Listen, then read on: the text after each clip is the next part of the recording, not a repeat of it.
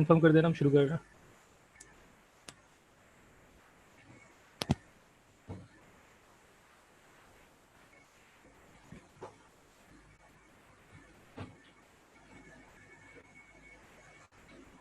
Okay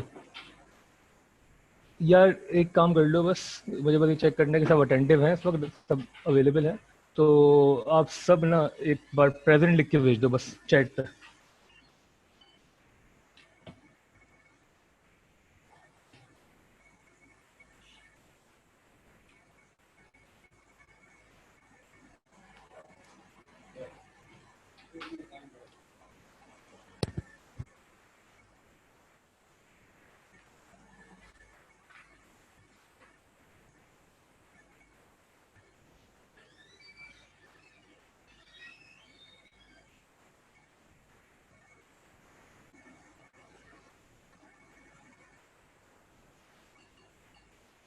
okay okay, I hope कि जो हमारे होस्ट हैं वैसे मॉनिटर भी कर रहे हैं साथ साथ। ठीक है, यार हम स्टार्ट करते हैं। हमने बेसिकली शुरू कहाँ से किया था, और अब से ना मतलब आप क्लासेस मिस नहीं करेगा यार। अभी भी मुझे नहीं पता कि बाकी सारे जो बच्चे जो ग्रुप में हैं वो उन्होंने ज्वाइन क्यों नहीं किया। सर फैज़ान अगर हमें सुन रहे हैं तो प्लीज़ उनको एक मैसेज कर दें ग्रुप पे, और उनको बता देंगे उनको ज्वाइन करने में कोई मसला हो रहा है। सर प्लीज़ आप ज़रा देख लें। ठीक है, हम क्लास शुरू कर रहे हैं। तो हमने बेसिकली क्या किया, हमने डिस्कशन स्टार्ट की थी, और हमने ये कहा था कि इकोनॉमिक्स को भी treat as a social science. Social science इसलिए बिकॉज डील्स विद पीपल, ठीक है, deals with society, it deals with the behaviour of the society as a whole. ठीक है, हमने उसमें कुछ चीज़ें बेसिकली स्टार्ट की हैं, और उस एक सेकेंड यहाँ पे, हाँ ये बेहतर है। ठीक है, तो हमने ये चीज़ें डिस्कस की थी। हमने स्टार्ट किया था बाय डिफाइनिंग रिसोर्सेस, और हमने कहा था कि ये चीज़ इस्टेब्लिश की थी, जो लोग पहली बार आए उनको देख लें, कि हमने कहा था जो मनी है जो कैश फॉर्म में अवेलेबल होता है हमारे पास, लेमन टर्म्स में हम उसको सबसे ज़्यादा वैल्यू देते हैं, जो कि देनी भी चाहिए इस ज़माने में। हम हाउएवर हमने ये डिस्कस किया था कि रिसोर्सेज जो है एक्चुअल में ये मैटर करती हैं। रिसोर्सेज जो है वो एक्चुअल में ज़्यादा मैटर करती हैं, नॉट देयर मनी वैल्यू। ठीक है, क्योंकि हमने कहा था money value is basically a subjective term. ये जो चीज़ है इसकी एक्चुअल जो वर्थ है किसी भी चीज़ की वो चेंज होती रहती है विद टाइम। ठीक है, फॉर एग्जांपल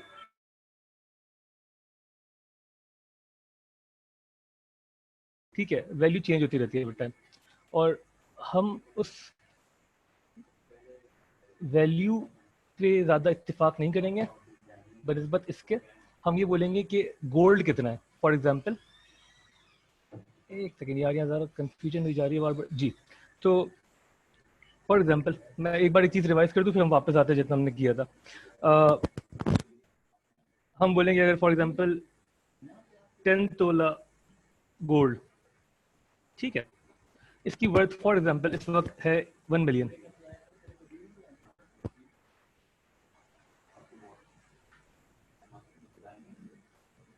1 मिलियन रुपीस, ठीक है, फॉर एग्जांपल। और इसी 10 तोला गोल्ड की जो वैल्यू थी फॉर एग्जांपल 4-5 साल पहले, वो थी 5 लाख।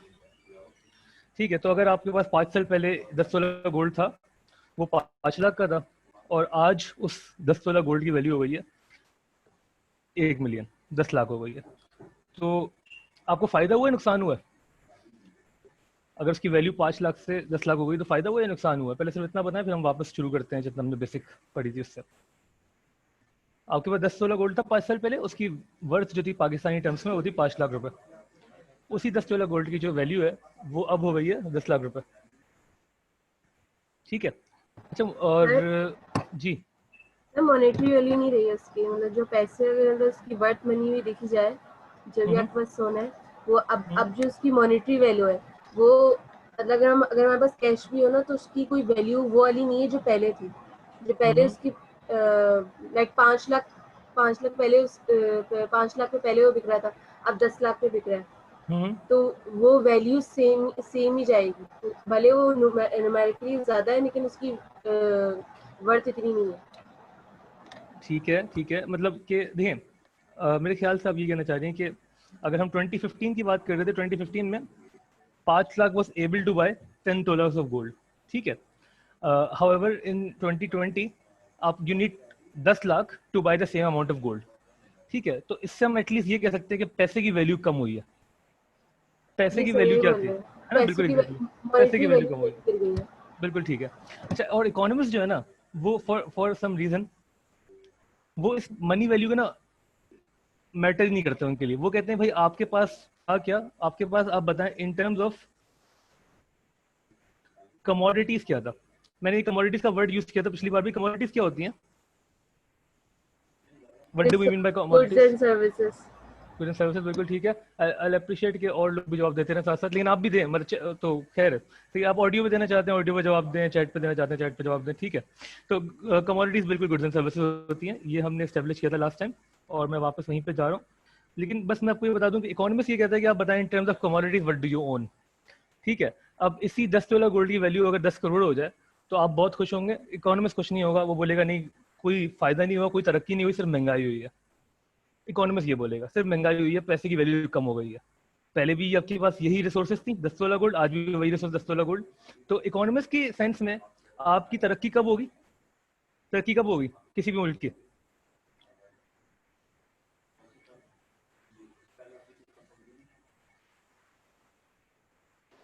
जब सर 5 लाख में जो है 20 तोला गोल्ड आ जाए तब तरक्की होगी। क्या बात है, नॉट एग्जैक्टली सर जी। जो हमारे जो रुपीस है वो डॉलर के अगेंस्ट स्ट्रांग हो, मतलब कम डॉलर, हो। ठीक है, ये भी सही है। नहीं, इसको सिंपल टर्म्स में बात करते हैं। अच्छा, डॉलर हम इन्फ्लेशन कम होगा। क्या क्या क्या इन्फ्लेशन कम होगा। इन्फ्लेशन कम, सारे बड़े बड़े वर्ड है, हमें नहीं पता, हम in terms of different currencies नहीं देख रहे, हम इन्फ्लेशन हमें नहीं पता क्या होती है।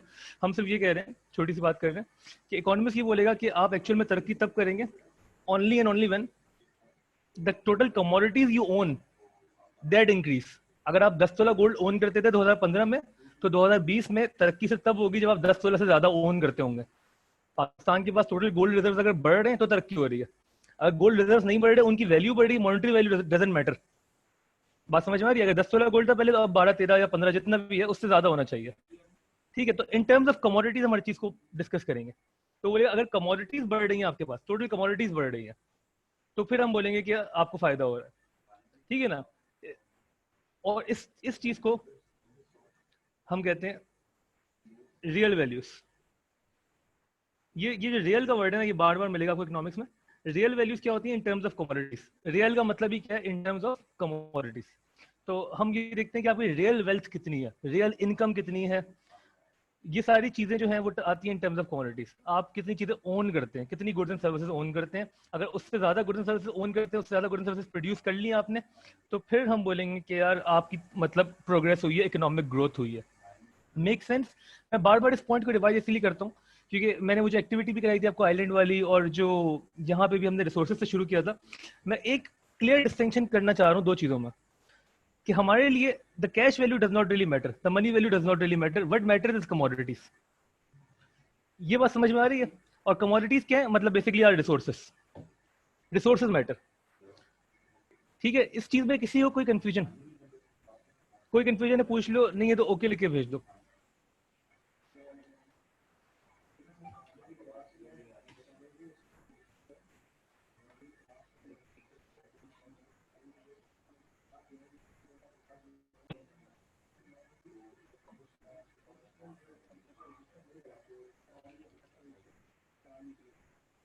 एक मिनट देगा मुझे।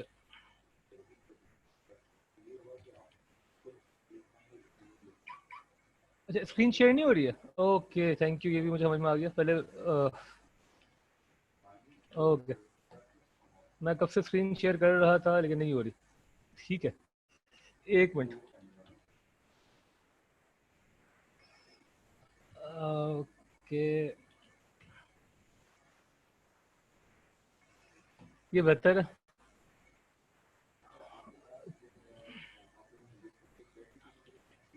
जी, और यहाँ पे हम डिस्कस कर रहे थे जो गोल्ड वाली कहानी थी, कमोडिटीज वाली, ठीक है, हमने ये सब डिस्कस किया है, अगर स्क्रीन देखी नहीं थी आपने, ठीक है। तो अभी तक सिर्फ इतना समझ में आना चाहिए आपको, सिर्फ इतना समझ में आना चाहिए कि कमोडिटीज जो हैं वो रिसोर्सेज हैं आपकी, और रिसोर्सेज और मतलब रिसोर्सेज मेन चीज़ है, ठीक है, और रिसोर्सेज को यूज करके हम क्वांटिटीज बनाते हैं, गुड्स एंड सर्विसेज बनाते हैं, and that matter and your money value does not matter, ठीक है। थोड़ी बहुत कन्फ्यूजन चली है क्लास में अभी तक, आई थिंक टेक्निकल एरर की वजह से, लेकिन अगर कोई कन्फ्यूजन है तो मुझे बता दो और फिर हम स्टार्ट करते हैं। फिर हमने कहा यार जो रिसोर्सेज है, दीज रिसोर्सेज ये फाइनाइट है। फाइनाइट का मतलब क्या है? लिमिटेड है, ये है स्कार्स, ठीक है। और मैंने ये कहा था कि जब भी रिसोर्सेज का वर्ड यूज होगा, जब भी रिसोर्सेज का वर्ड यूज होगा, रिसोर्सेज का मतलब क्या होगा हमारे लिए जी? What do we mean by resources in economics?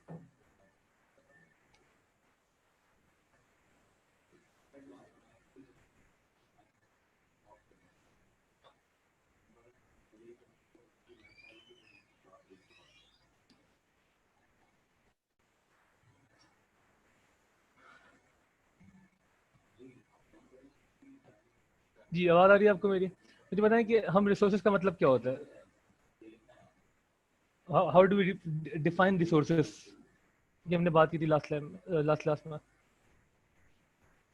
Factors of production, thank you Taha, thank you Taha. बिल्कुल, रिसोर्सेज का मतलब फैक्टर्स ऑफ प्रोडक्शन, ठीक है। मैंने इसकी दूसरी डेफिनेशन ये बोली थी कि these are those things that are used to produce goods and services.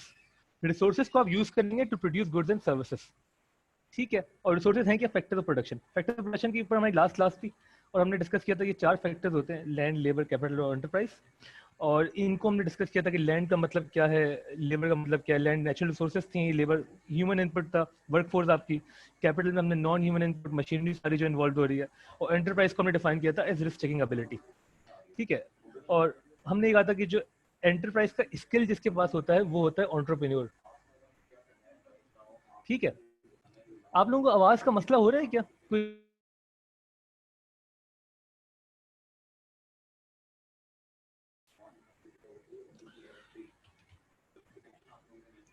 मैं इसको ना वापस एक चीज क्लियर करता हूँ। ये जो हमारे फैक्टर्स हैं, factors of production,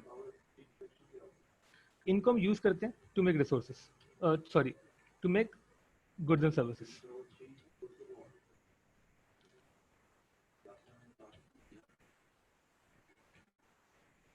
land, labour और कैपिटल को कंबाइन करता है entrepreneur with his enterprise skills to make goods and services, ठीक है। और इन गुड्स एंड सर्विसेज को हम कंबाइन फॉर्म में कहते हैं कमोडिटीज। हमने ये कहा था भाई कि ये फैक्टर्स ऑफ प्रोडक्शन जो है ये लिमिटेड है, रिसोर्सेज लिमिटेड है पूरी दुनिया में, एक लिमिटेड अमाउंट ऑफ चीजें अवेलेबल है, जिस वजह से इन सबको कंबाइन करके जो टोटल कमोडिटीज बनेंगी वो भी लिमिटेड ही बनेंगी, ठीक है ना। ये हम डिस्कस कर चुके हैं। मसला कहाँ शुरू होता है? मसला शुरू होता है यहां से, वांट्स से। ये वांट्स क्या है आपकी? ये आपकी डिजायर्स हैं। वांट्स को हम डिफाइन करते हैं डिजायर्स, ठीक है। और हमने कहा था कि वांट्स जो है ये अनलिमिटेड है, इनकी कोई लिमिट नहीं है। इसके ऊपर हमने गालिब का शेर भी मारा था, सही है ना। हमने कहा था कि ये सारी वो ख्वाहिशें, हजारों ख्वाहिशों वाला शेर जो हमने कहा था कि ये पूरी नहीं होंगी कभी भी, जितनी भी ख्वाहिश पूरी हो जाए आपको एंड में ये लगेगा कि वांट्स कुछ अनफुलफिल्ड रह गई। और वो रहने का रीजन क्या है? इंडिविजुअल लेवल पे किसी भी इंसान की अगर आप देखें तो उसके पास जो रिसोर्सेज हैं वो भी लिमिटेड है।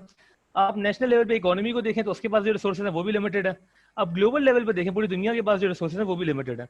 तो at the end of the day 100% surety के साथ आप कह सकते हैं कि सम वांट्स वुड रिमेन अनफुलफिल्ड। कुछ वांट्स फुलफिल होंगी और कुछ वांट्स फुलफिल नहीं होंगी। और इसी को हम कहते हैं द बेसिक इकोनॉमिक प्रॉब्लम, और इसको हम द प्रॉब्लम ऑफ स्कार्सिटी भी कहते हैं, प्रॉब्लम ऑफ स्कार्सिटी। और यहाँ पे स्कार्स क्या चीज है? स्कार्सिटी ऑफ रिसोर्सेस,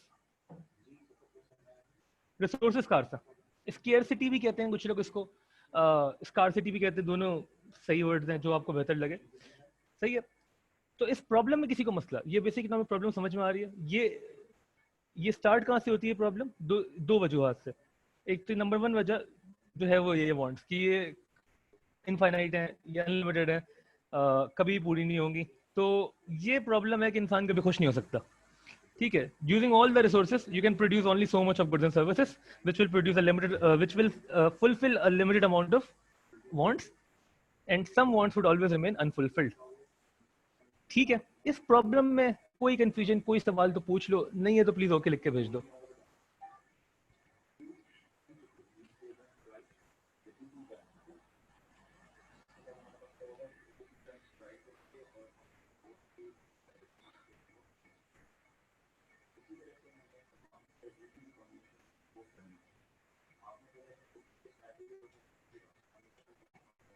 जी, अगर यहाँ तक कोई कंफ्यूजन है तो बता दो, नहीं है तो प्लीज ओके लिख के भेज दो।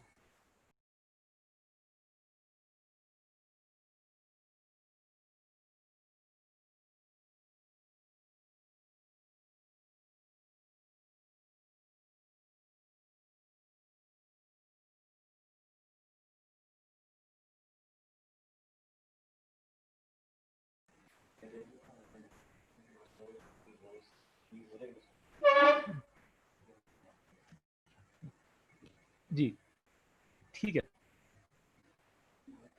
Okay, I think we have enough okays. और ओके, तो हमने शुरू करना है, इससे आगे हमने बात करनी है।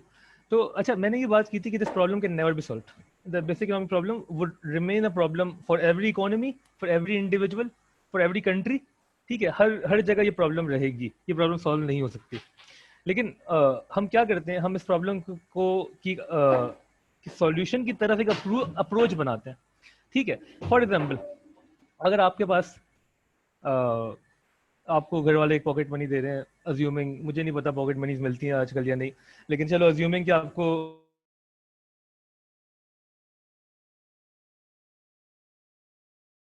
ये 6,000 रुपये जो आपको टोटल मिल रहे हैं, घर वालों ने कहा कि भाई इसका आप जो चाहें करें, हलाल फॉर्म में जो चाहें करें। और ऑब्वियसली हलाल फॉर्म में भी आपके पास बहुत सारे ऑप्शन अवेलेबल हैं। ठीक है, तो आप उस 6,000 को एक दिन में जाके भी उड़ा सकते हैं, अच्छी जगह खाना खा लें, जाके मूवीज़ देख लें, या आप 200 पर डे करके स्पेंड करें, आप चाहें तो सिगरेट ले लें जाके, आपको जो करना है करें, आप दोस्तों से मिलने चले जाएं, कोई एक पिकनिक मना लें, पूरे महीने में आपने स्प्रेड आउट करने हैं पैसे। ठीक है, और अगर मैं आपसे बोलूं कि आप वो सारी चीज़ें वजह जो आप करना चाहते हैं, तो आप भूल जाएं कि आपके पैसे कितने हैं। इस एक महीने में जो जो आप चीज़ें हलाल फॉर्म में करना चाहते हैं, तो आप लिस्ट बनाएंगे तो वो लिस्ट एंड नहीं होगी। ठीक है ना, अगर आज आप 10 चीज़ें लिखें, कल कोई 11वीं चीज़ याद आएगी, परसों कोई और चीज़ याद आएगी, the list would never and. ठीक है, लेकिन मसला क्या है, the resource you have is 6,000 rupees. तो अब आप क्या करेंगे, आप खुद बताएं। आपको पता है प्रॉब्लम सॉल्व नहीं हो सकती। प्रॉब्लम का मतलब ये है कि आप जितना कुछ करना चाह रहे हैं इस पूरे महीने में, वो सब आप कर नहीं सकते गिवन योर रिसोर्सेस। तो what would be your approach, आप करेंगे क्या?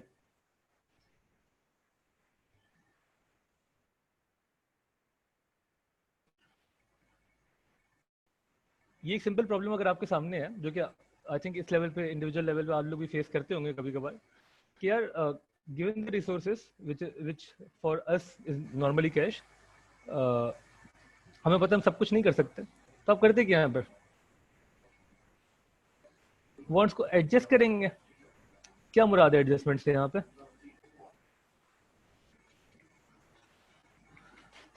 सर कुछ वांट्स पे हम कॉम्प्रोमाइज करेंगे, हमारे पास जितने पैसे होंगे उस हिसाब से हम चीज़ों को देखेंगे।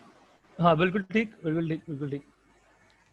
और ना, ये कॉम्प्रोमाइज करना जरूरी है ना, क्योंकि सब कुछ तो आप कर ही नहीं सकते। बेसिकली आपके जहन में क्या हो रहा होगा ना, आपके जहन में एक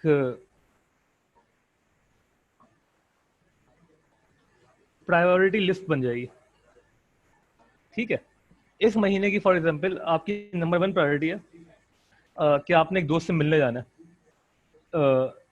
विजिट माय फ्रेंड लिख देते हैं। ठीक है, एक कोई आपके दोस्त है, उसको मिलने जाना आपकी प्रायोरिटी है इस महीने की। तो आपने कहा ये तो ना, मतलब इसको मैं कॉम्प्रोमाइज कर ही नहीं सकता, ये तो मैंने करना ही है, बहुत टाइम हो गया किसी वजह से, इस महीने में जैसे मिलने जाना है, यहाँ पे जितना भी खर्चा होगा 2-3 हज़ार रुपये जो भी लगेंगे वो मैं करूँगा। ठीक है, और आपने ये भी सोचा कि यार आपने फॉर एग्जाम्पल हर रोज जो है वो, या कुछ खाना भी है बाहर से, ठीक है, कोई स्नैक्स लेने आपने, ये आपने नंबर 2 पे रख दिया कि जब भी आप बाहर जाते हैं, कोचिंग जाते हैं, अपने कॉलेज जाते हैं, तो कुछ ना कुछ स्नैक्स आपने खाने हैं, तो आपने ये भी प्रायोरिटी है, ये भी मैं इसके बगैर रह नहीं सकता। ठीक है, तो आपने ना इस तरीके से प्रायोरिटी लिस्ट बनाना शुरू की। ठीक है, और आप इसमें चीजें ऐड करते रहे। आपने कहा यार जो मूवी है ना, मतलब मेरी फेवरेट मूवी भी आ रही है, ठीक है, उसको मैं नंबर 3 पे रख देता हूँ। ठीक है, फिर मैं बोलूँ कि कोई नूरी का कॉन्सर्ट आ रहा है या किसी का भी कॉन्सर्ट आ रहा है, तो वो भी मैं इसको लिस्ट में लिख देता हूँ। और अब मैं देखता हूँ ये मेरी प्रायोरिटी लिस्ट बन रही है, और इसमें नंबर 1 का मतलब क्या है, ये जो है ना, ये सबसे इंपॉर्टेंट है। ये आपने लिस्ट बनाई है with respect to importance you attach. ठीक है, और आप कह रहे हैं कि यार इसमें ना मैं देखता हूँ कि मैं क्या क्या चीज़ें कंज्यूम कर सकता हूँ। 6,000 रुपये यहाँ तीनों तक पूरे हो गए, तो ये आप कंज्यूम नहीं कर सके। और इसके नीचे जो लिस्ट बनती है, क्योंकि लिस्ट तो हमने कहा इनफाइनाइट है, ठीक है ना, ये लिस्ट जो है ये this will go on, this will never and.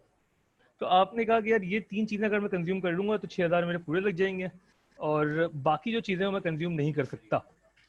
ये आपके जहन में हमेशा चल रहा होता है। ठीक है, आप ऑब्वियसली एक लिस्ट शायद नहीं बनाते होंगे, कुछ लोग वो भी बनाते हैं। ठीक है, लेकिन अगर आप नहीं भी बनाते होंगे तो आपका आपका जो माइंड है उसी तरह वर्क करता है कि यार ये चीज़ें इंपॉर्टेंट है, मेरे लिए इस वक्त ये ज़्यादा इंपॉर्टेंट है, तो मैं ये चीज़ कर लेता हूँ गिवन माई रिसोर्सेस। ठीक है, इसमें पैसे खत्म हो जाएंगे, जब और आएंगे तो देखी जाएगी। ठीक है, तो ये बेसिकली आपका आपके जहन में चल रहा होता है। इकोनॉमिक्स में भी ना हम इसी तरीके से अप्रोच करेंगे इस प्रॉब्लम को। हम अग्री करेंगे पहले तो कि ये प्रॉब्लम है। ठीक है, ये प्रॉब्लम एग्जिस्ट करती है, और इसको सॉल्व करने के लिए हम क्या करेंगे कि हम ये करेंगे कि we will have to choose, we will have to choose some options जो कि बहुत इंपॉर्टेंट है हमारे लिए किसी वजह से, और we will have to forgo का मतलब है कि हमें छोड़ने पड़ेंगे, हमें सेक्रीफाइस करने पड़ेंगे बाकी सारे ऑप्शंस। ठीक है, ये जो चीज है, ऐसे हम कहते हैं कि यार जब भी स्कार्सिटी होती है, और जो कि हमेशा होती है, scarcity always leads to choice. ये पूरा कॉन्सेप्ट है आपका, scarcity leads to choice, and we all agree right, we will definitely have to choose, because हम ये पूरी लिस्ट कंज्यूम नहीं कर सकते विद द गिवन रिसोर्सेस। तो scarcity always leads to choice. Choice तक तो आई होप कि आप सबको समझ में आ रहा है। उसके बाद क्या होता है, whenever you choose, choice then leads to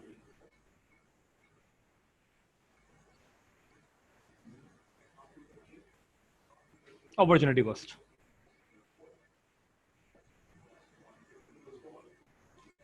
choice leads to opportunity cost. Opportunity cost ये पहला प्रॉपर कॉन्सेप्ट है स्कार्सिटी के बाद का, कि जो आपको समझना जरूरी है, और ये वो कॉन्सेप्ट है जो इकोनॉमिक्स में हर जगह आपको दिखेगा। ये समझ लें कि क्रस्ट है इकोनॉमिक्स का, कि there will be some opportunity cost involved whenever you are trying to approach the economic problem. जी, जिन लोगों ने वो लेवल्स में इकोनॉमिक्स पढ़ी हुई है, अपॉर्चुनिटी कॉस्ट क्या होती है?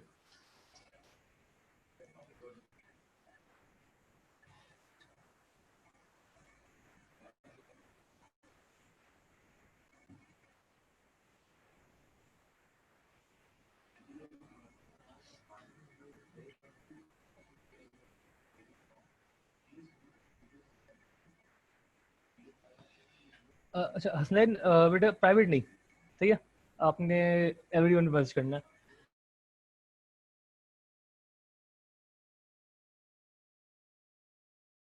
पूरी है डेफिनेशन, क्या एक वर्ड मिस कर रहे हैं?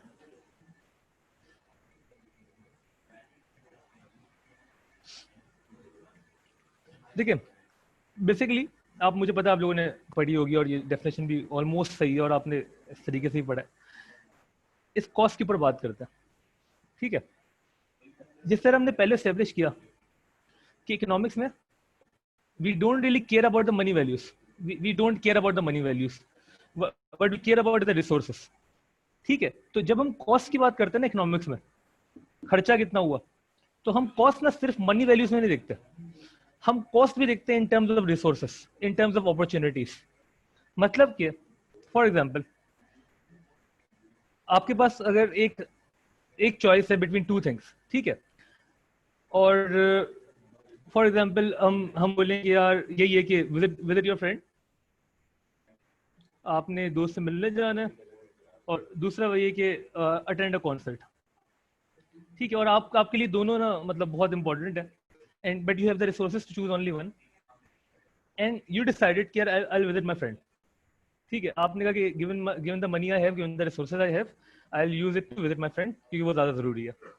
ठीक है, अच्छा, ये जो टोटल कॉस्ट आ रही है इन दोनों की सिमिलर कॉस्ट थी अराउंड, फॉर एग्जांपल अराउंड 2000 रख लेते हैं इसको, क्योंकि इस 2000 में आप अपने दोस्त से मिलके उसके साथ कुछ खा पी के आ सकते हैं, और कॉन्सर्ट अटेंड करते तो भी 2000 ही लगते, लेकिन ये दोनों चीज़ें आप साथ नहीं कर सकते थे।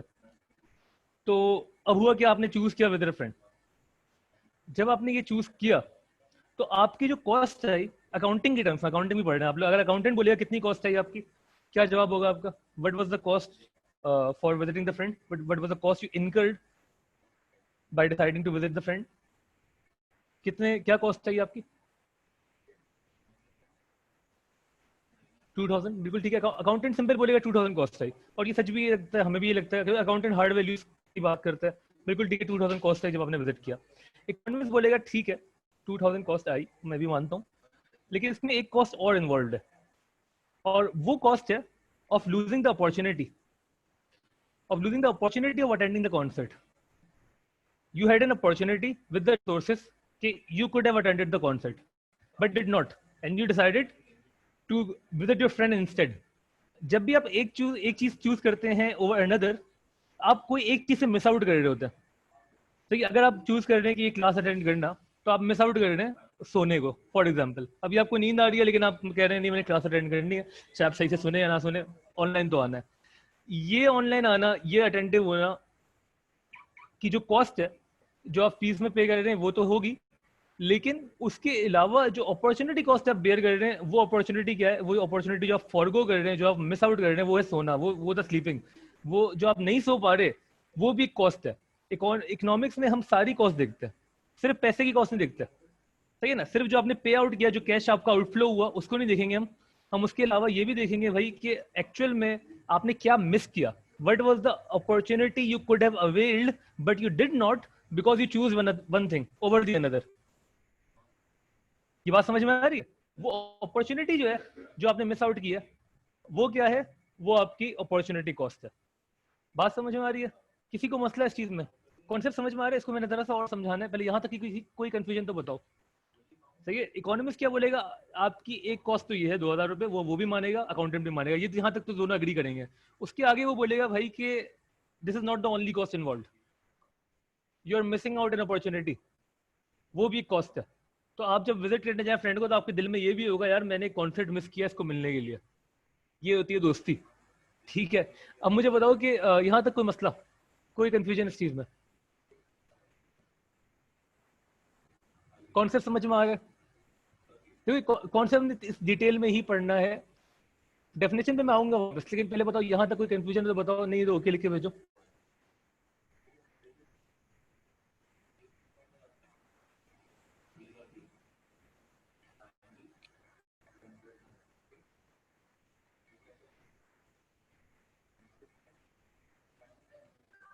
ठीक ठीक,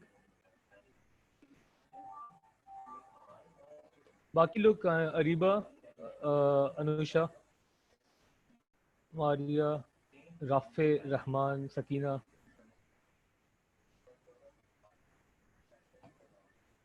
जी ठीक है, ओके। अच्छा, अब ना इसमें एक मसला और आता है, अपॉर्चुनिटी कॉस्ट की जब हम बात करते हैं। आपने जब उस 2000 रुपये से डिसाइड किया कि यार आई विजिट माई फ्रेंड, तो आपने मिस आउट सिर्फ कॉन्सर्ट पे नहीं किया, आपने और बहुत सारी चीज़ों पे किया। उस 2000 रुपये से आप कोई शॉर्ट फॉर्म इन्वेस्टमेंट कर सकते थे, आप एक प्राइस बॉन्ड खरीद सकते थे फॉर एग्जाम्पल।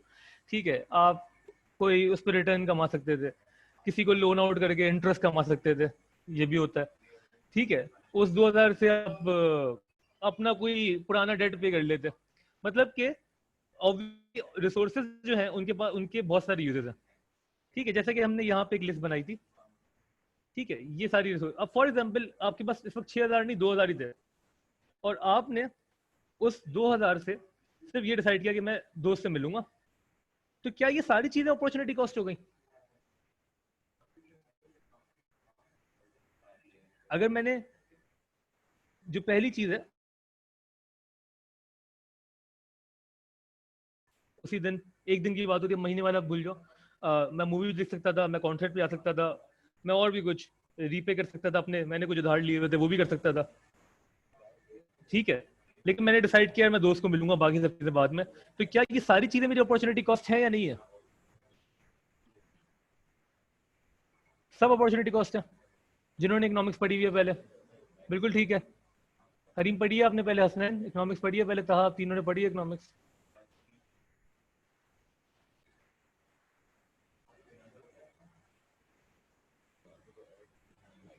अच्छा मुझे एक बात बताओ, अभी डेफिनेशन भी आप लोगों ने बोली थी नेक्स्ट बेस्ट ऑल्टरनेटिव। मुझे बताओ ऑल्टरनेटिव का मतलब क्या होता है?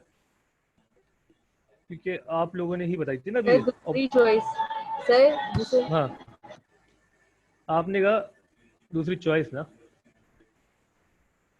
सर दूसरी चॉइसेस जैसे आपके पास 3 चॉइसेस दी हुई हैं, आपने एक चूज कर ली तो बाकी जो 2 हैं वो आपके नेक्स्ट बेस्ट अल्टरनेटिव। नहीं नहीं नहीं नहीं, ऐसा नहीं होगा, ऐसा नहीं होगा, ये गलत समझा आपने। देखिए आप लोग गलत कह रहे हैं, ये सारी चीजें अपॉर्चुनिटी कॉस्ट कभी भी नहीं होंगी। यहाँ पे देखिए इंपॉर्टेंट क्या है, द नेक्स्ट बेस्ट, मतलब फॉर एग्जाम्पल मेरे पास बेस्ट ऑप्शन है बाबर आजम को मैं खिलाऊं, और बाबर आजम को अगर मैं नहीं खिला पा रहा किसी वजह से, तो नेक्स्ट बेस्ट क्या है मेरे पास टीम में? फवाद आलम या जो भी है, वो मेरा नेक्स्ट बेस्ट है। तो अब बाबर आजम को खिलाने की अपॉर्चुनिटी को फवाद आलम है। बाकी सारे वो 10,000 प्लेयर्स नहीं जो पाकिस्तान बैठे हैं और खेलने का ख्वाब देख रहे हैं, वरना तो लिस्ट कभी एंड ही नहीं होगी। नेक्स्ट बेस्ट कौन है, आपने ये सोचना है। नंबर 1 पे अगर आपने रखा है विद माय फ्रेंड, और नंबर 2 पे आपने रखा है स्नैक्स, तो आपकी जो अपॉर्चुनिटी कॉस्ट है वो सिर्फ स्नैक्स है, ये बाकी चीजें नहीं है। बेटा ये समझ में आ रही है बात? ये लेवल से पढ़ के आए हैं आप। मैं फिर से बता रहा हूँ, नेक्स्ट बेस्ट क्या होता है? बेस्ट है बाबर आजम। नंबर 2 पे कौन आएगा? अगर बाबर आजम नहीं होता तो आपने कहा यार चलो मैं उमर अकमल को खिला लूंगा, वो नेक्स्ट बेस्ट है फॉर एग्जाम्पल। तो बाबर आजम को खिलाने की अपॉर्चुनिटी कॉस्ट क्या हुई कि उमर अकमल नहीं खेल पाया। क्रिकेट थोड़ी बहुत अगर आप लोग देखते तो होपफुली समझ में आ रहा है। या ये समझ में आ रही है बात कि ये सारी चीजें अपॉर्चुनिटी कॉस्ट नहीं होंगी आपकी। नेक्स्ट बेस्ट नंबर 2 पे जो रखा है आपने वो आपकी अपॉर्चुनिटी कॉस्ट है। 2 3 4 5 the list will never and, obviously wants तो अनलिमिटेड है। ये तो हमने पहले एस्टेब्लिश किया ना, वांट्स तो अनलिमिटेड है। द प्रायोरिटी लिस्ट का मतलब ये होता है कि आपने रैंक कर दिया उसको, नंबर 1 पे कौन है, नंबर 2 पे कौन है, 3 पे कौन है, जिस तरह अभी आपकी ग्रेडिंग में आप रैंक हुए, ठीक है। But the list will never and. आपने रैंक क्यों किया? ये रैंक कहां से आया? क्योंकि आपने बोला मेरे लिए सबसे इंपॉर्टेंट क्या है? आपके लिए इंपॉर्टेंट था कि आप दोस्त से मिले जाके, दोस्ती सबसे इंपॉर्टेंट है आपके लिए, खाना पीना होता रहेगा। तो ये तो खाना पीना जो आपने फॉरगो किया दोस्तों मिलने के चक्कर में, ये आपका अपॉर्चुनिटी कॉस्ट है। नंबर 3 पे जो है वो अपॉर्चुनिटी कॉस्ट नहीं है। ये बात समझ में आ रही है? नंबर 4 भी नहीं है, कोई भी नहीं है, सिर्फ नेक्स्ट बेस्ट। किसी को कंफ्यूजन है इसमें पूछो। अपॉर्चुनिटी कॉस्ट को हम डिफाइन करते हैं एज नेक्स्ट बेस्ट ऑल्टरनेटिव, और ये अभी भी इनकम्प्लीट है, next best alternative forgone. Forgone मतलब जो आपने चूज नहीं किया, ठीक है ना, ये कंप्लीट डेफिनेशन है। The next best alternative forgone. Forgone मतलब जो जो आपने चूज नहीं किया, ठीक है। तो अब इस केस में बेटा अगर मैं, ये लिस्ट थी मेरी और ये सारे ऑप्शन थे जो मैं कर सकता था with that 2000 rupees, and I decided to go with visiting my friend, तो अपॉर्चुनिटी कॉस्ट क्या हुई मेरी?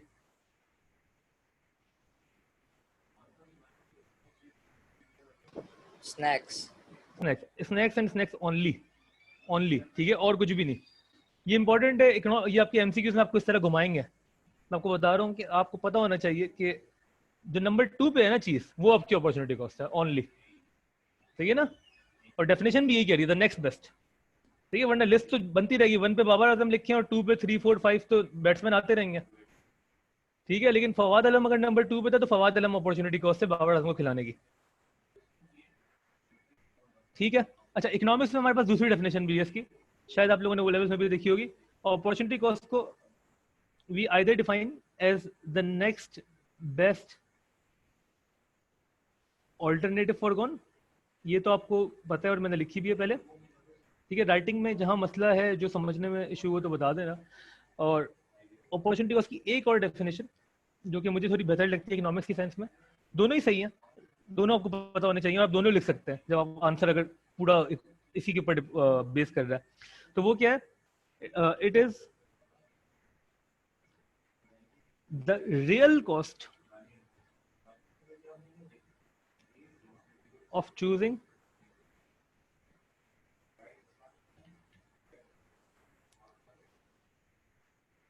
one thing over the other. ये क्या है? ये रियल कॉस्ट है of choosing one thing over the other. Real का मैंने कहा था वर्ड बार बार आएगा. रियल का मतलब क्या है अभी हमने थोड़ी देर पहले पढ़ा था. रियल क्या होता है इकोनॉमिक्स में? What do mean by real?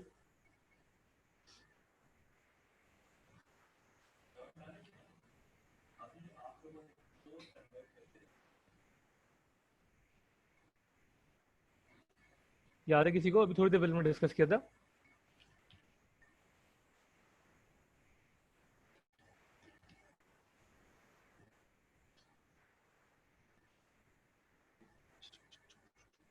Ji, real values की हम बात कर रहे थे. रियल का मतलब क्या? ये डेफिनेशन है इसकी. In terms of commodities. Real का मतलब क्या बेटा? इसको लिख लो कहीं पे, याद कर लो. फिर से बता रहा हूँ, रियल का मतलब क्या हमारे लिए? रियल का मतलब है in terms of commodities, in terms of goods and service. Meaning है वो भी है असली कॉस्ट. ठीक है ना? तो वो कह रहे हैं असल में जो आपकी कॉस्ट आई ना, असल में जो कॉस्ट आई बाबर आजम को खिलाने की, वो बाबर आजम को जो आपने पे किया वो नहीं आई. वो ये आई कि क्योंकि आपके पास लिमिटेड रिसोर्सेज थी, 11 ही स्लॉट्स थे, आप एक को खिला सकते थे, दूसरे को नहीं खिला सके, फवाद आलम को नहीं खिला सके, तो वो आपकी कॉस्ट है. एक्चुअल कॉस्ट वो है. या अगर आप दोस्त से मिलने चले गए तो आपने जो कॉन्सेप्ट मिस किया है ना, this is the real cost that you are bearing to meet your friend. This is the real cost, not the money cost, not the money value of the cost, not the monetary value of the cost. Monetary value, money value एक ही बात है. तो monetary value पे focus नहीं है. real cost क्या है जो आप बेयर कर रहे हैं? real cost वो है जो आप चूज नहीं कर सके. The next best alternative foregone. ठीक है ना? Opportunity cost is the real cost of choosing one thing over the other. कोई कंफ्यूजन इस केस में? समझ में आ रही है बात? इंपॉर्टेंट कॉन्सेप्ट है, बहुत इंपॉर्टेंट कॉन्सेप्ट है ये. मुझे पता है वो लेवल से आप पढ़ के आए होते हैं, लेकिन आपने उस तरीके से नहीं पढ़ा होता जिस तरीके से हमने यूज करना है इसको. कोई कंफ्यूजन है पूछ लो, नहीं तो ओके लिख के भेज दो.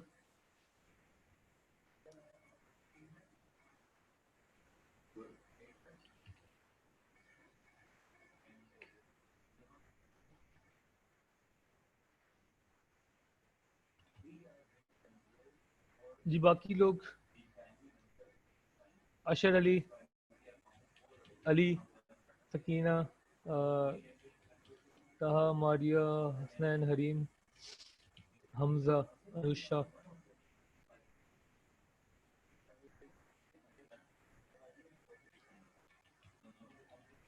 ठीक, सही है ना? तो ये चीज़ हमें समझ में आ रही है. और एक इस चीज़ को भी याद कर लो, ये बार बार आएगी अभी जो हमारा नेक्स्ट चैप्टर है उसमें भी. Scarcity always leads to choice. Scarcity will always lead to choice. You will have to make a choice because of scarcity. And choice, जब भी आपको एक चीज चूज करेंगे तो the next best thing would become your opportunity cost. So choice will always lead to opportunity cost. ठीक है? Scarcity leads to choice leads to opportunity cost. इस तरीके से आप इन तीन कॉन्सेप्ट हैं पूरे.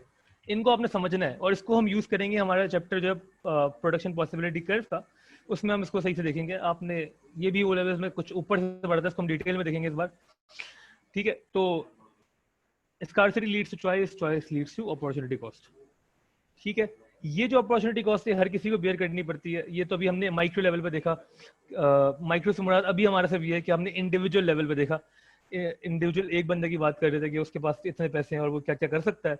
लेकिन ये जो मसला है ना, ये हमेशा रहेगा.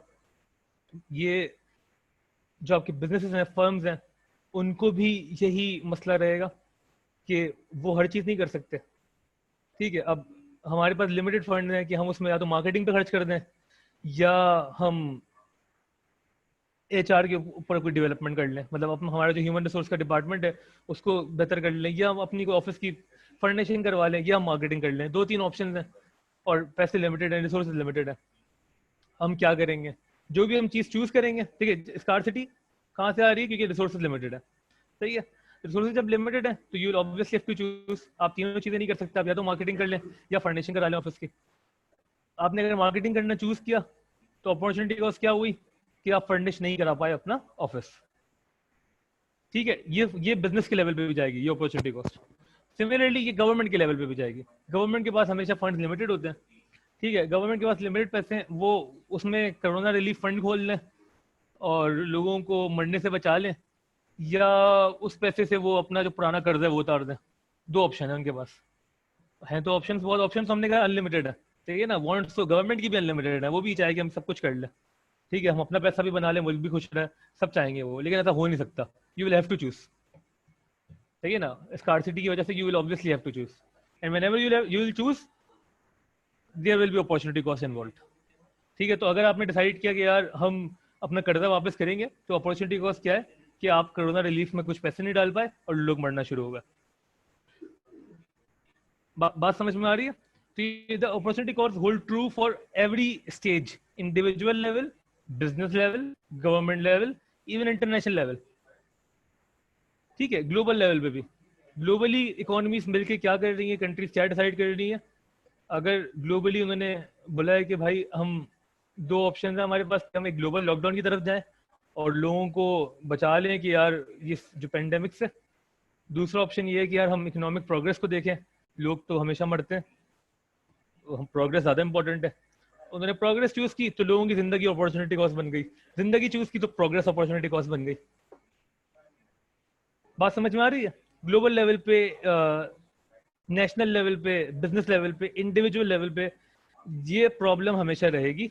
और ये जो प्रॉब्लम है इसको हम कहते हैं the basic economic problem, which stems out from scarcity and the fact that humans have unlimited wants and that they all can never be fulfilled. तो उसके लिए we definitely have to choose, and whenever we end up choosing, there is always some opportunity cost involved. कोई मसला इस चीज में, सारी बातें समझ में आ रही हैं? किसी भी एग्जाम्पल, किसी भी कॉन्सेप्ट, कहीं भी कोई कंफ्यूजन है पूछ लो, सही है? नहीं है तो ओके लिख के भेज दो।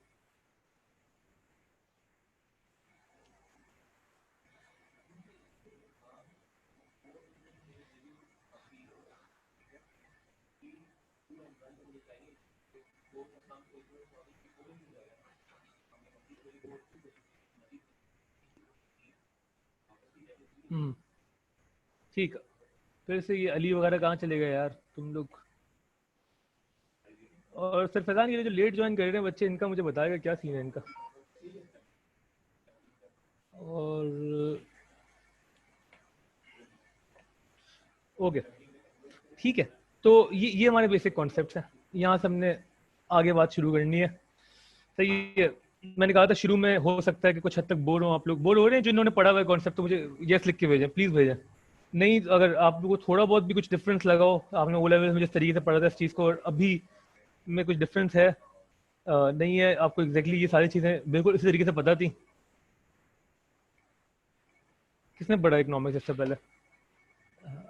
हमने, तुमने तो नहीं पढ़ा, तुमने मुझे बताया था। हरीम, आपने पढ़ा इकोनॉमिक्स इससे पहले? हसनैन? हाँ ठीक है हमजा, कोई मसला नहीं।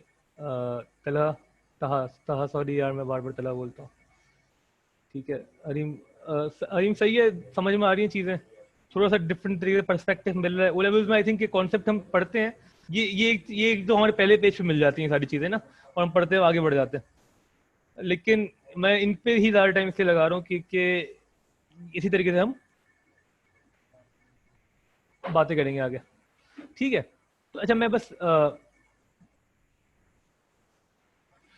हम बस एक मैं फाइनल स्टेटमेंट लिख रहा हूँ, उसे कॉपी कर लेना,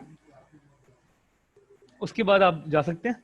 फाइनल स्टेटमेंट क्या है हमारी, जो हमने डिस्कशन की है सारी, उसको अगली बार से मैं वर्ड फाइल खोल लूँगा साथ, अभी खैर ऐसे कर लूँ कि रिसोर्सेस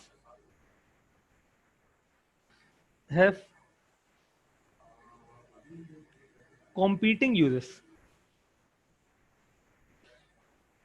ठीक। कॉम्पीटिंग यूजेस मतलब कि एक रिसोर्स के जो यूजेस हैं बहुत सारे हैं और वो आपस में कॉम्पीट करते हैं, मतलब उसी पैसे से देयर इज अ कंपटीशन उन सारे यूजेस में कि आप क्या क्या चीजें कर सकते हैं।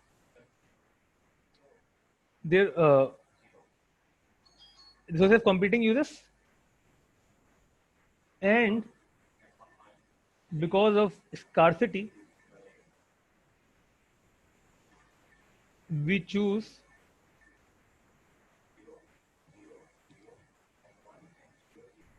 some uses, यूज का वर्ड यूज कर रहा हूं क्योंकि एक्चुअल में ये यूजेस ही है ना, उन रिसोर्स आप क्या कर सकते हैं, we use some we choose some uses over the other, या we have to, ये लिख लो, you have to, सब कुछ ही लिखो, वैसे होपफुली लिख रहे हो तुम लोग. We have to choose some uses over the other.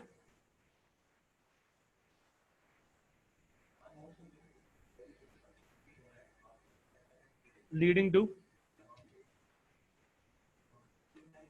Opportunity cost. बस ये एक स्टेटमेंट है.